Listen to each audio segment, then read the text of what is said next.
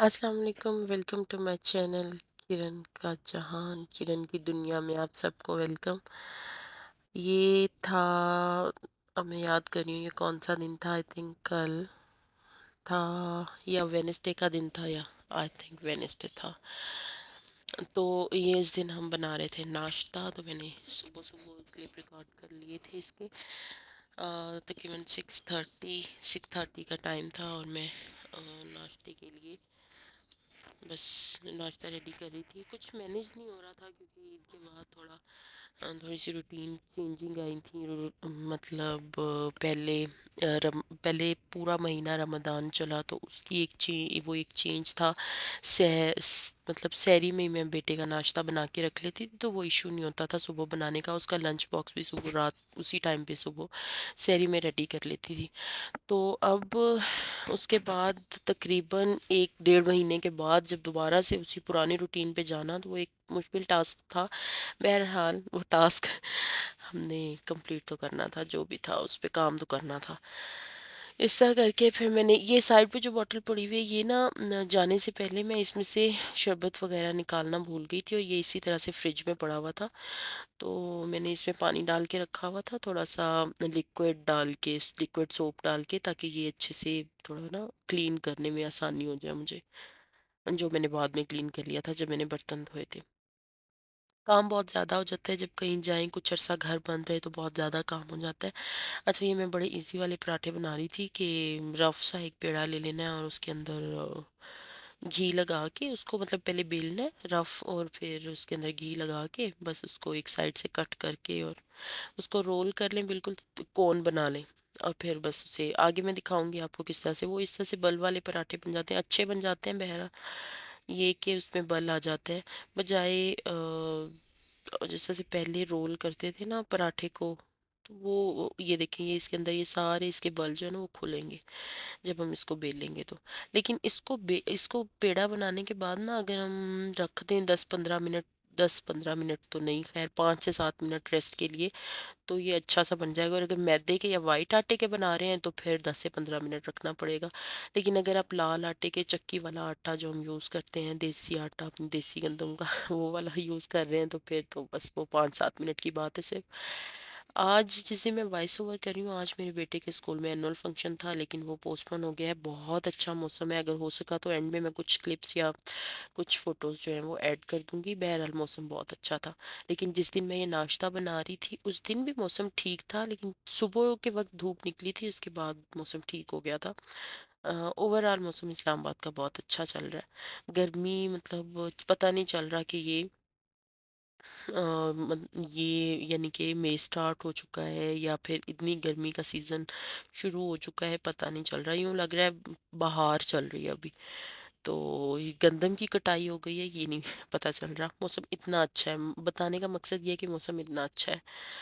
अ, मैं साथ साथ पराठे रोल कर रही थी, एक साइड पे चाय बन रही थी, और पराठा और चाय तो मस्ट है नाश्ते के लिए, इसके बिना तो नाश्ता अधूरा है। और दूसरी बात वैसे भी कि आजकल दिल कर रहा है कि पराठा, चाय और उसके साथ अचार होना चाहिए। तो अचार हमारे घर ख़त्म हो गया है और मैं लाना भी भूल गई हूँ। इस तरह करके मैं थोड़ा सा बेल के फिर इसको हाथ पे इस तरह से, ये देखिए मैं लेयर्स दिखा रही हूँ उसकी, कि ये सारी लेयर्स जो है ना वो खुलेंगी। अच्छा, ये काफ़ी मेसी हो रहा था किचन, क्योंकि से कुछ सफाई भी नहीं हुई थी, उसके बाद ही सफाई करनी थी, मुझसे मैनेज भी नहीं हो रहा था। पहले मैं इस तरह करती थी कि सुबह उठ के पहले सफाई कर लेती थी, उसके बाद नाश्ता बना लेती थी और उसके बाद कोई और काम करती थी। लेकिन अब ये वाला जो दिन था, ये शायद रूटीन का पहला या दूसरा दिन था, तो मुझसे मैनेज नहीं हुआ। हालांकि मैं बहुत पहले से उठी हुई थी, मैं वीडियो एडिटिंग एडिट कर रही थी, उसके बाद बस ऐसे ही यूट्यूब पे सर्च करना शुरू कर दिया। तो बस वो इस तरह से हम मैं लेट हो गई। और लेट तो नहीं हुई, खैर ऑन टाइम हो गया, लेकिन सफाई लेट हो गई, तो सारा मेसी हो रहा था, बहुत ज़्यादा मेसी हो रहा था। ये देखिए, ये क्रिस्पी क्रिस्पी पराठे तैयार है। मैं खैर मुझे मेरा दिल भी कर रहा था सरसों के तेल में पराठे बनाने का, लेकिन वो सब इतने शौक से खाते नहीं हैं, और वो सरसों का तेल जो है वो बिल्कुल ओरिजिनल वाला होता है। तो जो खुद निकलवाया हुआ होता है, तो वो फिर क्या होता है कि ना उससे धुआँ-धुआँ सा हो जाता है। धुआँ इस तरह से उठता है उसमें कि वो सही से पूरा मतलब साफ़ नहीं हुआ हुआ होता। तो उसके अंदर कुछ लिक्विड होता है या जो भी होता है, मुझे ये नहीं पता, बहरहाल उसकी सफाई नहीं हुई हुई होती, इस वजह से वो धुआँ उठता है और फिर वो सारा धुआँ-धुआँ हो जाता है घर। तो मैं सुबह-सुबह वो करना नहीं चाह रही थी। अच्छा, मैंने इसके साथ क्या किया कि ये मैंने अ उसके साथ रात का सालन था आलू गोश्त का। एक्चुअली मैं सोचने लग गई थी कि वो सालन कौन-सा था, आलू गोश्त का सालन था रात का, वो नाश्ते में चल जाएगा मैंने सोचा, और इसके साथ चाय और पराठे बन गए। और फिर मैंने सोचा कि वो सालन गरम करने के लिए रख दिया, और इसके साथ मैंने ये नूडल्स निकाले थे, स्पेगेटी निकाली थी बेटे के लिए लंच बॉक्स के लिए। तो मैंने आज बड़ी देसी वाली इस दिन स्पेगेटी बना के दी थी उसको, या नूडल्स कह सकते हैं आप इसे। तो मैंने इसे बड़े वो देसी वाले बना के दिए थे। मैंने क्या किया कि इसमें ना नूडल्स डाले थोड़े से और वेजीज कट की, और फिर मैं आपको आगे दिखाऊंगी कि फिर मैंने क्या किया था। मैंने ये एक बॉक्स था, उसके अंदर एक और जार था और उसके अंदर नूडल्स भी रखे हुए थे और टैंग के कुछ साशे भी रखे हुए थे। तो इस वजह से ये डबल आपको जार नज़र आ रहे हैं। अच्छा, वेजेस जो अवेलेबल थी मैंने वही यूज़ की थी। मैंने इसके अंदर क्या किया था, हरी मिर्च थोड़ी सी डाली थी। ये हरी मिर्च तेज़ वाली नहीं है बिल्कुल, बिल्कुल भी कड़वी नहीं है। अच्छा, इसके अंदर फिर मैंने डाला था ये शिमला मिर्च डाली थी, और इसके बाद मैंने इसके अंदर गाजर डाली थी थोड़ी सी क्यूब्स बना के, और चिकन भी डाला था। तो इस तरह करके मैंने इनको बारीक बारीक चॉप कर लिया था। ली थोड़ी थोड़ी थी क्योंकि थोड़ा सा ही नूडल्स भी थोड़े से ही लिए थे, ज़्यादा नहीं लिए थे। तो फिर मैं इनको बारीक बारीक चॉप करके मैंने इसको नूडल्स में ऐड करके, इसके साथ मैंने उसमें डाला थोड़ा सा चिकन क्यूब का पीस, नमक, काली मिर्च, और बस फिर उसको जब वो उसके साथ सौते हो गई, वेजिटेबल्स भी यानी पक गई और उसके साथ नूडल्स भी पक गए थे।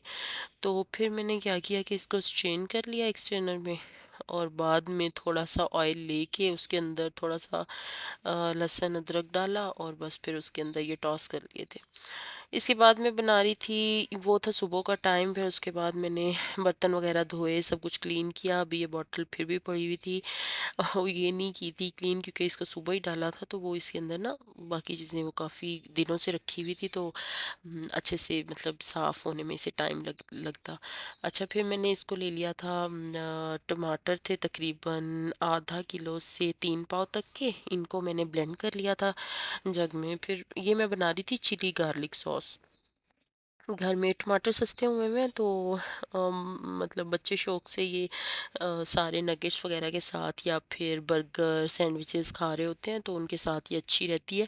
घर की है, हेल्दी है, आपको पता होगा कि मैंने इसमें क्या डाला है, तो जितना मर्ज़ी खाएं कोई इशू नहीं होगा, गला नहीं ख़राब होगा, सबसे बड़ी बात। फिर मैंने क्या किया कि इसको ब्लेंड किया, और फिर इसको मैं एक पतीले में डाल के, खैर इसका एक लंबा प्रोसीजर होता है लेकिन मैंने इसको शॉर्ट किया था, और मैंने इसे ब्लेंड करके और फिर मैंने इसमें डाल दिया था पतीले में।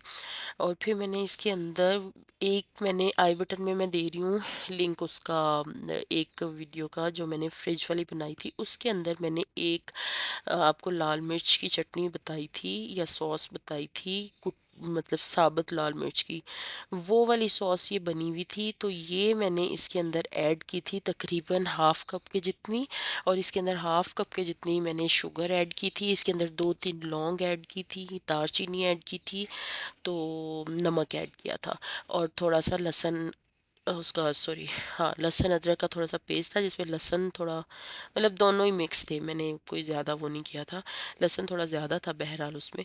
तो वो उसको अच्छे से पका लिया था। जब वो अच्छे से पक गया, उसमें से पानी सारा जो है वो फिनिश हो गया, ख़त्म हो गया, तो ये सॉस बन के तैयार हो गई थी।